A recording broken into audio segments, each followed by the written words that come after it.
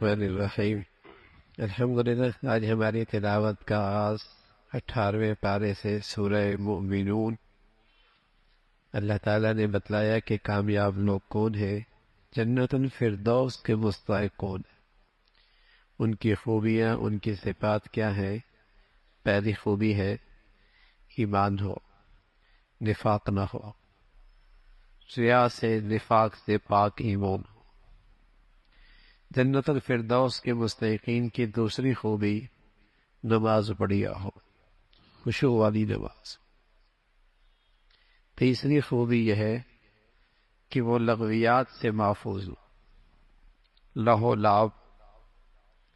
ہمارے ہاں تو لہو لعب زندگی کا مقصد بن گیا۔ اسلام میں جسمانی ایکسرسائز کی اجازت ہے، لیکن اتنی جتنی آٹے میں نمک ہوتا ہے، نہ یہ کہ وہ زندگی کا مقصد بن جائے۔ کیا بچے، کیا بوڑھے، کیا آنکھوں والے، کیا بینا، کیا مرد، کیا عورت، تماشا یہی رہ گیا۔ ایمان والوں کی خوبی ہے لغویات سے محفوظ رہتے، فضول جس کا نہ دنیا نہ آخرت کا فائدہ۔ چوتھی خوبی زکوٰۃ دیتے، یعنی حقوق اللہ کا بھی خیال رکھتے ہیں، حقوق العباد کا بھی خیال رکھتے ہیں۔ پاک دامن ہے، پاک دامن، عہد کرتے ہیں تو پورا کرتے ہیں، امانتوں کی حفاظت کرتے ہیں۔ صرف نماز نہیں پڑھتے، نماز پورے آداب اور شرائط کے ساتھ پڑھتے ہیں، وقت کے ساتھ پڑھتے ہیں، جماعت کے ساتھ پڑھتے ہیں، مسجد میں پڑھتے ہیں، پورے آداب کے اس ساتھ نماز کی حفاظت کرتے ہیں۔ فرمایا یہ خوبیاں ہیں جنت الفردوس میں جانے والوں کی، یہ ان کی خوبیاں ہیں۔ فرمایا یہ وارث ہیں جنت کے۔ دنیا میں کوئی مالک نہیں ہے گھر کا، یہاں تو سب ٹرسٹی ہیں، مالک آخرت میں ہوں گے۔ یہاں سب ٹرسٹی ہے، مالک دنیا جب چاہے گا شفٹنگ کرنی پڑے گی، لیکن جسے وہ گھر مل گیا مالک بن جائے گا، کبھی وہاں سے شفٹنگ نہیں ہوگی، اس کا اللہ مالک بنا دے۔ یہاں تو سب کرائے پہ ہیں، پہلے ابا رہتے تھے اب بیٹا رہتا ہے، پہلے دادا رہتے تھے اب پوتا رہتا ہے، یہاں تو شفٹنگ ہو رہی ہے۔ اولئک هم الوارثون، وہ جو جنت الفردوس ملے گے اس کا مالک بنا دیں گے اللہ، پھر وہاں سے شفٹنگ نہیں ہوگی۔ یہ کیوں کر ہوگا؟ فرمایا ہاں ہوگا، جس اللہ نے انسان کو پیدا فرمایا ایک نطفے سے، اور پھر اس کے اندر مختلف ادوار اور مختلف کیفیات، اور پھر اس کے اندر زندگی پیدا کی، اس اللہ کے لیے کیا مشکل۔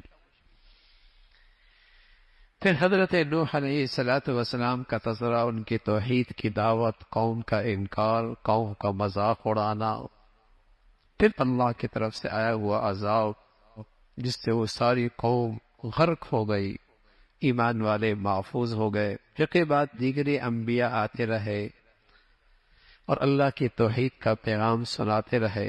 ہارون، موسیٰ علیہ السلام بھی فرعون کے پاس آئے، ان کے لو لشکر نے تکبر کا مظاہرہ کیا۔ اللہ نے اپنے پیغمبروں کے واسطے سے پوری امت کو تلقین فرمائی ہے، حلال کھانا، حلال، حلال کی اپنی برکتیں ہیں، نیکی کے جذبات پیدا ہوتے ہیں، حرام کی اپنی نحوست ہے، گندگی کے جراثیم پیدا ہوتے، گناہوں کے جراثیم پیدا ہوتے۔ حلال کھانا، حلال کھاؤ گے تو نیکی کرنا آسان ہو جائے گی، حرام کھاؤ گے تو نیکی کی توفیق چھن جائے گی۔ حرام مال اور حرام مال سے پرورش جسم وہ جہنم کا زیادہ مستحق ہوتا ہے، حلال اور پاکیزہ کھانے والا جو نیکیوں پہ کھڑا کر دے وہ جنت کا مستحق بنا دیتا۔ ہر نبی کے پیروکار آپس میں نفرتوں کا شکار ہوئے، ٹکڑوں میں تقسیم ہو گئے جب نبی کی تعلیمات کو چھوڑ دیا۔ قوم تقسیم اسی وقت ہوتی ہے، فرقوں میں ہو یا گروہوں میں ہو یا جماعتوں میں ہو، یا زبان کی بنیاد پر ہو یا علاقیت کی بنیاد پر ہو، جب نبی کی تعلیمات کو چھوڑتی، ورنہ نبی کی تعلیم تو انسانیت کو اکٹھا کرتی، امت کو بھائی چارے کی فضا میں، بھائی چارے کی خوبصورت لڑی میں پرو دیتی ہے۔ جب بھی یہ امت ٹوٹتی ہے، انسانیت ٹوٹتی ہے، پیغمبر کی تعلیمات سے دور ہونے کی وجہ سے ٹوٹتی ہے. پھر نئے نئے بت تراشے دی جاتے، فرقہ، زبان، علاقہ، وطن، سیاسی جماعت، نفرتوں کی آگ لگتی ہے. پھر یہ نئے بت ہوتے. جب تعلیمات نبوی چھوڑی جاتی ہے تو پھر نفرتوں کا شکار ہو. اس کا تذکرہ فرمایا اگر حق ان باطل پرستوں کے پیچھے چل پڑے تو دنیا میں فساد برپا ہو جائے. اللہ کی ذات ہے زمین و آسمان کے پیدا کرنے والی، انسان کو ان گنت نعمتوں سے نوازنے والی. اس کا تذکرہ فرمایا وہ زندگی دینے والا، وہ موت دینے والا ہے. ایک دن آنے والا ہے جب انسان دو حصوں میں تقسیم ہو جائے گی، اور یہ تقسیم نیکی اور بدی کی وجہ سے ہوگی. نیکی اور بدی کی وجہ سے ہوگی. نیک لوگوں کے نام اعمال بھاری ہوں گے، برائی کرنے والوں کے نیکیوں کا پلڑا ہلکا ہوگا. ان کے چہرے سیاہ ہو جائیں گے، ذلت اور رسوائی میں ہمیشہ رہیں گے. اور وہ کہیں گے کہاں ہیں آج وہ لوگ جن کا ہم دنیا میں دین پہ چلنے کی وجہ سے مذاق اڑایا کرتے. دنیا میں شیطانیت انتہا درجے کی ہوتی ہے جب وہ دین والوں کا بھی مذاق اڑانے لگتا ہے. اس کا تذکرہ فرمایا. پھر جب قبروں سے اٹھیں گے پوچھا جائے گا کتنے سے لیٹے؟ لبثت یوما او بعض یوم، ایک دن یا آدھا دن. آدم سے لے کر قیامت تک جب قبر میں لیٹا ہے کہے گا ایک دن ایک رات. اس لیے کہ وہ ہولناک دن جو آنے والا ہے سب کچھ ماضی بھول جائے گا. میں تمہیں اللہ نے محض کھیل تماشوں کے لیے نہیں پیدا کیا، بیکار نہیں پیدا کیا. تمہاری زندگی کا ایک مقصد ہے، اس رب کی احسان شناسی ہے، اس کی بندگی ہے. اس کا تذکرہ فرمایا. پھر سورہ نور ہے. دو صورتیں ایسی ہیں، ایک سورہ نساء، ایک سورہ نور. حضرت عائشہ فرمایا کرتی تھی اپنی عورتوں کو سکھایا کرو. اللہ کے نبی فرمایا کہ سورہ مائدہ مردوں کو سکھایا کرو، سورہ نساء سورہ نور عورتوں کو سکھایا کرو. اس میں گھر کی زندگی، عفت اور پاک دامنی کا ماحول اور اس کی حفاظت اور گھریلو اور معاشرتی زندگی کے اصول اور ضابطے اس صورت کے اندر موجود ہیں. مسلمان بیٹیاں اپنے ہاتھوں سے لکھا کرتی تھی، اور جب گھر جا کرتی تھی نکاح ہو جا کرتا تو ان کے جہیز میں یہ صورت رکھ دی جاتی تھی تاکہ اس کی زندگی کے اصول ہمیشہ یاد رہے. گھر ٹوٹتا ہی تب ہے جب معاشرے سے شرم و حیا اڑ جاتا ہے. جس معاشرے سے شرم و حیا رخصت ہو جائے وہاں طلاق اور خلع کی کثرت ہوگی. جیسے آج اگر آپ عدالتوں میں جائیں تو 99% کیسز طلاق اور خلع کے ہیں. وہ رہنا نہیں چاہتی، رکھنا نہیں چاہتا. جس معاشرے میں بے حیائی اسکول سے لے کر یونیورسٹی تک ہو جائے گی نا، بے حیائی اکٹھی ہوگی، تو وہاں کبھی گھر نہیں بنا کرتے، اور وہاں کبھی ازواجی رشتوں میں اعتماد نہیں رہا کرتا. بھول گیا آج مسلمان اپنے دین کے اصولوں کو. تو سورہ نور کے اندر پہلا حکم ہے، فرمایا سورۃ انزلنا. خیال رکھنا یہ ہم نے اتارا ہے، کسی انسانوں کے بنائے ہوئے یہ اصول اور ضابطے اور قوانین نہیں ہیں، ہم نے اتارے. یہ انداز قرآن میں کسی اور صورت میں نہیں ہے، اس صورت میں خاص طور پہ اللہ یہ ہم نے اتارا ہے. یہ قوانین ہمارے ہیں. اور خاص طور بتایا زانی مرد اور زانی عورت اگر یہ شادی شدہ نہیں ہے تو ان کو کوڑوں سے مارو، کوڑوں مارو. اور اگر یہ شادی شدہ ہیں اور پھر بدکاری کرتے انہیں پتھروں سے سنسار کرتے. اس میں اللہ کے نبی کے احادیث موجود ہیں. اسلام میں یہ سخت ترین سزا ہے زانی کی، اس لیے کہ یہ صرف بڑا گناہ نہیں ہے، بہت سارے گناہوں کا مجموعہ ہے. بہت سارے قتل کے پیچھے جائیں گے تو آپ کو یہی گندگی نظر آئے گی. بلکہ جس قتل میں درندگی زیادہ ہوگی اس کے پیچھے آپ کو زنا نظر آئے گا. جس قتل کے اندر درندگی زیادہ ہوگی آپ کو اس کے پیچھے زنا نظر آئے گا.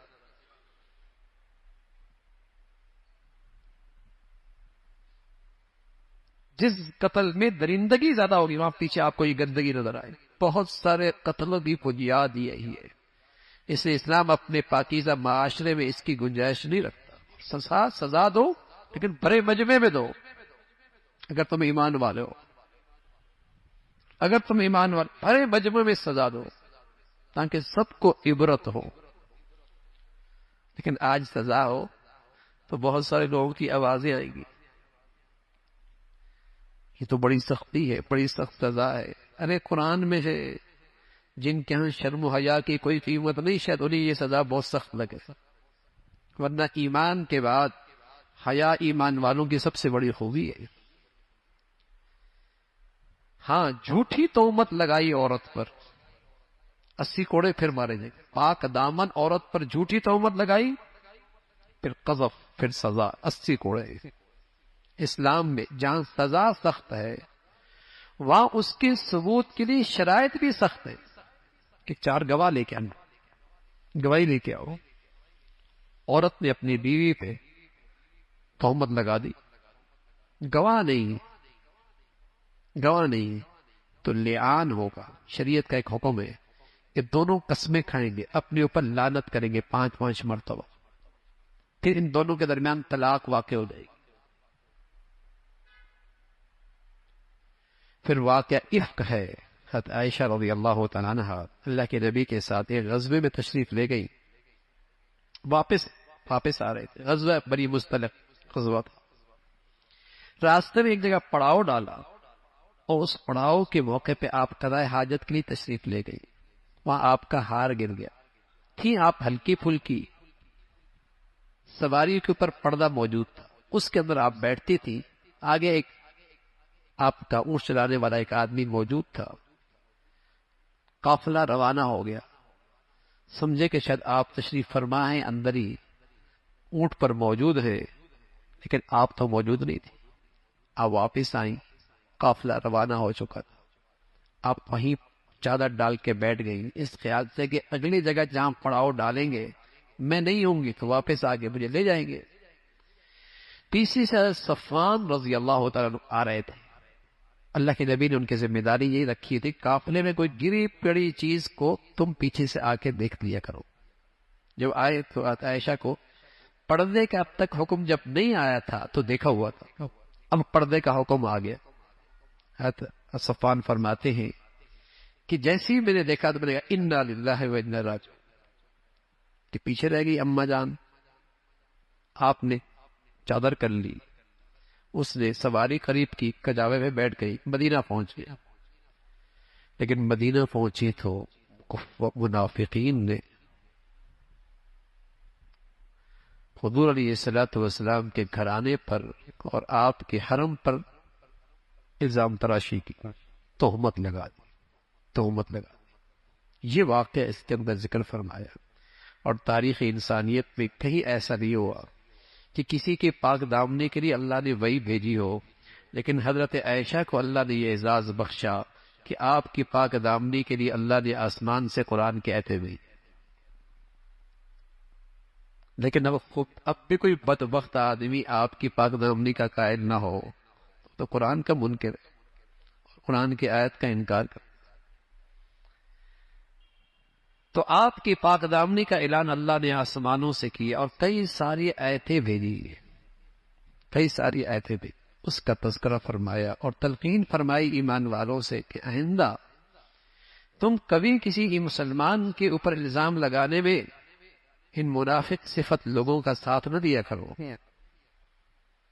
پھر اللہ نے مذمت فرمائی ان لوگوں کی جو مسلمان معاشرے میں بے حیائی اور فحاشی کو فروغ دیتے۔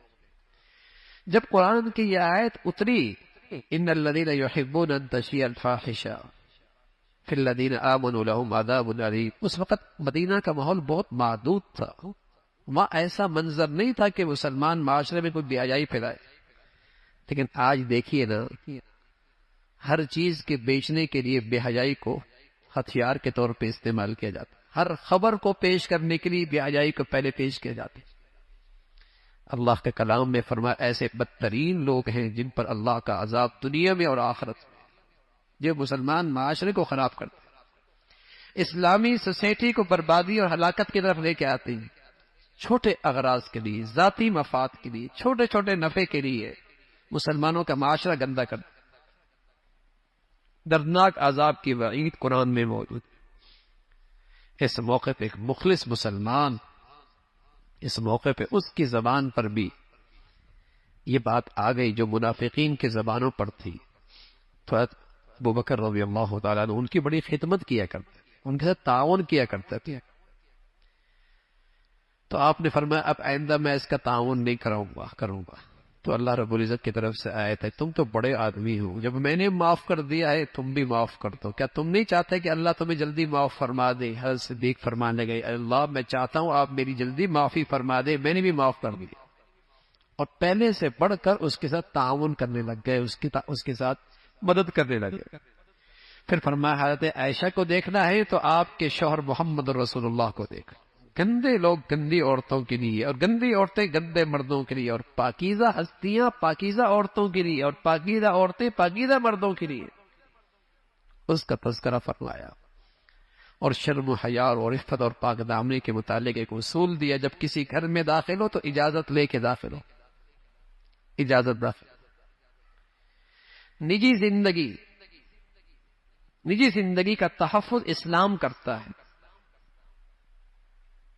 اسلام تحفظ کرتا ہے کہ جہاں کہیں جاؤ، کوئی خلوت میں ہو، تنہائی میں ہو، تو پہلے اجازت لو. اجازت لیے بغیر اندر نہ جاؤ.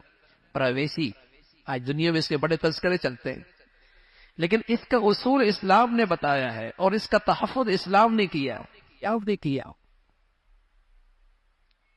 لیکن اب تو لوگ تلاش کرتے ہیں اس کے موبائل میں کون کون سے میسج آئے ہوئی ہیں، اس کے پاس کون کون سا پیغام آیا ہوا ہے. یہ زیادتی ہے یار، یہ ظلم ہے. اسلام اس کی اجازت نہیں دیتا. آج کسی کی خلوت تنہائی محفوظ نہیں رہی، سب غیر محفوظ ہو گئے. اسلام نے تحفظ دیا اجازت لے کر. ہو سکتا ہے کچھ لکھ رہا ہو اور تمہیں نہیں دکھانا چاہ رہا، ہو سکتا ہے وہ ایسی حالت میں ہو کہ تمہیں نہیں چاہتا کہ وہ اس حال میں تم اسے دیکھو. پرائیویسی ہے، اور تم اس کے لیے، اس کی نجی زندگی کے لیے خطرہ نہ بنو. اجازت لے کے داخل. پھر عفت اور پاک دامنی کا ایک اور اصول بتایا. ایمان والو نظریں نیچے رکھو، اس سے تم پاک دامن رہو گے. پاک دامنی کے لیے تمہارے لیے آسانی ہو، اس لیے کہ اگر نظریں آوارہ ہو جائے تو دل آوارہ ہو جاتا ہے، پھر شرمگاہوں کی حفاظت مشکل ہو جاتی ہے. اسلام نے شرمگاہ کی حفاظت کے لیے پہلے نظروں پہ پہرا ڈالا ہے. نظریں جھکا لو. اور صرف مردوں سے نہیں کہا، عورتوں سے بھی خاص طور پہ خطاب کی. حالانکہ نماز کی بات آئی تو صرف مردوں سے خطاب کیا، زکوٰۃ کی بات آئی تو صرف مردوں سے خطاب کیا. عورتیں اس کے ماتحت داخل ہیں، لیکن جب عفت اور پاک دامنی کی بات آئی تو مردوں سے الگ خطاب کیا، عورتوں سے الگ خطاب کیا. جس حکم کو اللہ اور اللہ کا کلام اتنی تلقین کے ساتھ کر رہا ہے، آج مسلمانوں نے اس کے ساتھ کیا سلوک کیا ہے؟ آج مسلمانوں کی زندگی میں اور معاشرے میں اس کا کیا حال ہے؟ مسلمانوں کے تعلیمی اداروں میں کیا حال ہے؟ فرما کر یہ عورت اپنی زیب و زینت صرف اپنے محرم مردوں کے سامنے ظاہر کر سکتی ہے، غیر محرموں کے سامنے اپنی زیب و زینت نہیں. زیب و زینت میں چہرہ بھی آتا ہے، اور زیب و زینت میں چھاتی بھی آتی ہے، زیب و زینت میں بال بھی آتی ہے، یہ سب زیب و زینت میں آتی ہے. یہ خوبصورتی ہے. کوئی گنجی عورت ہوتی ہے؟ آپ اپنے بیٹے کا رشتہ چہرہ دیکھے بغیر کرتے ہیں؟ یہ خوبصورتی ہے نا عورت کی. تو یہ خوبصورتی کو اجنبی مردوں کے سامنے ظاہر نہ کرو، حرام ہے، فتنہ ہے. لیکن آج اسلام کا یہ حکم مسلمانوں میں بھی نہیں رہا. نماز پڑھ لے گی اور یہ حاجی بن جائے گا، روزے دار روزہ رکھ لے گا، لیکن جس حکم کو آج معاشرے نے چھوڑ دیا ہے وہ اچھے خاصے دینداروں نے بھی چھوڑ دیا ہے. تسبیح پڑھ لے گی، وظیفے کر لے گی، پردہ نہیں کرے گی، پردہ نہیں کرے گی. اور پھر وہ باتیں اچھی لگیں گی جس میں پردہ میں سہولت ہے. چہرے کا تھوڑی پردہ ہوتا ہے. تو آپ جو اپنے بچوں بچیوں کا رشتہ کرتے ہیں تو سب سے پہلے آپ چہرہ دیکھتے ہیں. بتائیے نظریں کہاں خراب ہوتی ہیں؟ فتنہ کہاں سے شروع ہوتا ہے؟ برائی کہاں سے شروع ہوتی ہے؟ تو حسن و جمال اپنے مردوں کے لیے، اپنے محرموں کے لیے، اجنبی مردوں کے لیے نہیں. وہاں تو فرمایا تمہارے پاؤں میں اگر کوئی تم نے کچھ زیورات پہنی ہوئی ہے تو اس کی آواز بھی اجنبی مردوں تک نہیں جانی چاہیے، اس سے بھی احتیاط کر۔ لیکن آج مسلمان معاشرے میں پردہ ختم ہوتا چلے جا رہا، پردہ نہیں رہا، اور نتیجہ کیا ہے؟ نحوست ہے۔ پھر شرم و حیا کے حفاظت کے لیے بتا نکاح جلدی کرو، اس کے لیے اللہ کے نبی نے فرمایا نکاح سستا بھی کرو، سستا نہیں کرو گے تو حرام سستا ہو جائے گا، نکاح سستا کرو، کم خرچ والا بناؤ، نکاح کرو۔ اور ساتھ یہ بھی فرمایا کہ نکاح بڑے کروائیں، یہ نہیں کہ یہ خود ہی سیٹنگ کر لیں، یہ اسلامی معاشرے مسلمان معاشرے کے لیے ایسی گندگی کی اجازت نہیں ہے۔ بڑوں کی اپنی عزت ہوتی ہے، لحاظ ہوتا ہے، یہ نہیں کہ خود ہی رشتے طے ہو رہا ہے۔ ہاں بچی سے اجازت لینا ضروری، بچی کی اجازت لینا ضروری، لیکن رشتے کا تجویز کرنا بڑوں کا کام ہے، ان کا تجربہ ہے، ان کی عقل ہے، ان کی سمجھ ہے، ان کے سامنے معاشرہ ہے۔ پہلے بڑے ہی کیا کرتے تھے، اور نتیجہ کیا ہوتا؟ آج تک وہ میاں بیوی اکٹھے رہ رہے ہوتے، آج خود ہی کرتے ہیں تو حال کیا ہے؟ حال کیا ہے؟ پہلے بڑے کیا کرتے تھے، اب ان کی عمر 40 سال 50 سال ہو گیا، اکٹھے رہ رہے ہیں۔ آج نئی مخلوق آئی ہے، خود کرتے ہیں، بتائیے کتنے سال رہتے ہیں ساتھ؟ پہلے گھر آباد تھے یا آج زیادہ آباد ہے؟ پہلے زیادہ اعتماد تھا یا آج زیادہ اعتماد ہے؟ پہلے زیادہ محبت ہی تھی یا آج تھی؟ یہ اسلام کے اصول ہیں، معاشرتی زندگی کی ضابطے ہیں، ہماری خیرخواہی کے لیے، ہماری نسلوں کی حفاظت کے لیے ہیں، ہمارے معاشرے ہمارے گھروں کی حفاظت کے لیے، تحفظ کے لیے۔ نکاح کر دو، اس کا تذکرہ فرمایا۔ پھر اللہ رب العزت نے ان تاجروں کی تعریف فرمائی جن میں 4 خوبیاں ہیں، وہ جنتی ہیں۔ ایک تو تجارت کرتے ہیں لیکن اللہ کو بھولتے نہیں، نماز کا اہتمام کرتے ہیں، زکوٰۃ دیتے ہیں، اور انہیں اللہ کے پاس جانے کی فکر لگی رہی ہے، اللہ کے سامنے حاضری کی فکر نصیب ہے۔ ان تاجروں کی تعریف فرمائی، کیونکہ صحابہ اکثر تاجر تھے، پہلے مخاطب قرآن کے وہی ہیں۔ فرمایا ایسے تاجر ہوتے ہیں، زبان تجارت کے بول بول رہی ہے، خود بازار میں کھڑا ہے، لیکن ایسا جوان مرد ہے، یہ قرآن کہتا ہے رجال، یہ باقی جوان مرد ہے، ایسا تاجر کہ بازار میں کھڑا ہے، تجارتی معاملات کر رہا ہے، لین دین کر رہا ہے، لیکن دل اللہ سے غافل نہیں ہے، ڈنڈی نہیں مارے گا، خیانت نہیں کرے گا، ملاوٹ نہیں کرے گا، جھوٹ نہیں بولے گا، غلط بیانی سے کام نہیں، اللہ کو حاضر ناظر سمجھتا ہے۔ ایسے تاجر کی تعریف، ایسے لوگ جنتی ہیں، اس کا تذکرہ فرمایا، اور فرمایا جو ایمان اور اخلاص سے خالی عمل ہوتا ہے، اس کی مثال تو ایسی ہے جیسے دور سے آپ کو ریت پانی نظر آتی ہے لیکن قریب جاتے تو کچھ نہیں ملتا۔ ایسی ایمان اور اخلاص سے خالی عمل کی مثال ایسی ہے، جب وہاں پہنچے گا اللہ کی بارگاہ میں کچھ ہاتھ نہیں آئے گا، اس کا تذکرہ فرمایا۔ پھر ایمان والوں کی 4 خوبیوں کا ذکر فرمایا، فرمایا یہ کامیاب لوگ ہیں، ماضی کے بارے میں اللہ سے ڈرتے ہیں، آئندہ کی زندگی میں محتاط زندگی گزارتے ہیں، اللہ اور اللہ کے رسول کی اطاعت کرتے ہیں، فرمایا یہ کامیاب لوگ۔ پھر اللہ رب العزت نے مسلمانوں کی اجتماعی زندگی کے لیے خوشخبری سنائی، فرمایا اگر مسلمانوں کا معاشرہ ایمان اور اعمال صالحہ پہ آ جائے تو اللہ رب العزت انہیں خلافت دے گا، خلافت دے گا، ایمان اور اعمال صالحہ۔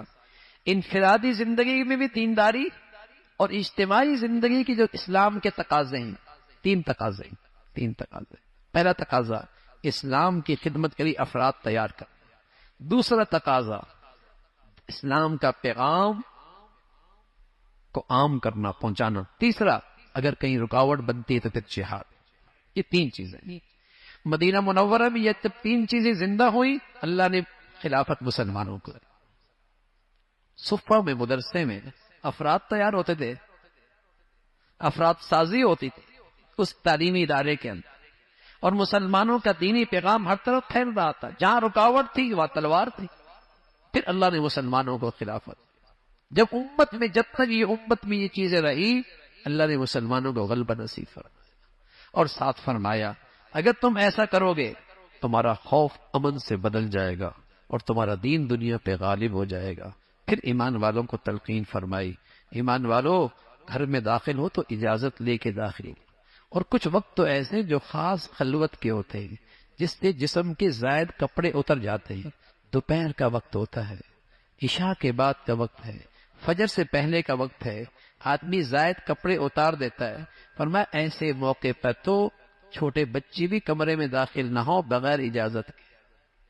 اسلام اپنے معاشرے کو پاکیزہ رکھنا چاہتا ہے، صاف ستھری معاشرت رکھنا چاہتا ہے، جہاں کہیں گندگی نہ ہو، بے حیائی نہ ہو، شرم و حیا کا کہیں ہیرا یہ چٹک نہ جائے۔ اجازت لے کے داخل، اور پھر فرمایا ہاں عورتوں پر پردے کی تلقین فرمائی، لیکن ایک استثناء فرمایا ایسی بوڑھی عورت جس سے نکاح کی کوئی امید نہیں، بڑھاپے کے اس حصے پہ چلی گئی، یہ اپنا چہرہ کھول سکتی ہے۔ لیکن فرمایا چہرہ کھول سکتی ہے لیکن یہ بوڑھی انداز میں باہر نکلے، ایسا نہ ہو کہ جوان بن کے باہر نکلے۔ ہاں اب تو ایسا بھی ہوتا ہے، بوڑھی بن کے باہر نکلے، ایسا نہیں کہ جوان بن کے باہر نکلے۔ تو تب یہ چہرے کا پردہ نہیں کر سکتی، نہ کرے کوئی بات نہیں، لیکن فرمایا اگر کر لے تو بہت اچھی بات، اس کی تلقین فرمائی۔ فرمایا گھر میں جب داخل ہو اجازت لے کے داخل ہو، سلام کر کے داخل ہو، اور کسی اہم معاملے میں تمہارا اجتماع ہو، بیٹھے ہو، اور کوئی بڑا تمہارے اندر بیٹھا ہو تو اجازت لے کے جاؤ، یہ ادب ہے، یہ اس مجلس کا ادب ہے اور بیٹھنے والے کا اکرام ہے، اس کا تذکرہ فرمایا۔ پھر سورہ فرقان ہے، قرآن کی عظمت کا تذکرہ ہے، رسول اللہ صلی اللہ علیہ وسلم کی رسالت کا تذکرہ، پھر وہ کفار کے وہی بیہودہ سوال کہ آپ کیسے رسول ہیں، آپ تو کھاتے بھی ہیں، پیتے بھی ہیں، بازار بھی جاتے ہیں، اگر آپ واقعی اللہ کے پیغمبر ہوتے تو کوئی فرشتہ آپ کے ساتھ ہر وقت آپ کے آگے پیچھے چلتا، اور آپ واقعی اللہ کے رسول ہوتے تو بھی آپ کے باغات ہونے چاہیے تھے، آپ کے پاس کوئی زرخیز زمینیں ہونی چاہیے تھی۔ اور میں ہاں اللہ رب العزت کے جو پاس یہ ہے نا، وہ دنیا کی زرخیز زمینوں سے بہت بڑھیا ہے، وہ جنت ہے، اس کا تذکرہ فرمایا۔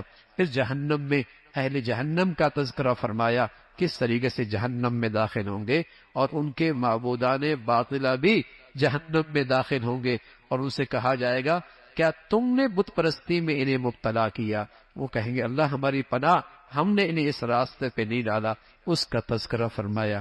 پھر فرمایا ہر رسول دنیا میں آیا ہے، اس کے ساتھ بشری تقاضے لگے ہوئے تھے، ان کے بچے اولاد، ان کے کھانے پینے کی ضروریات تھیں۔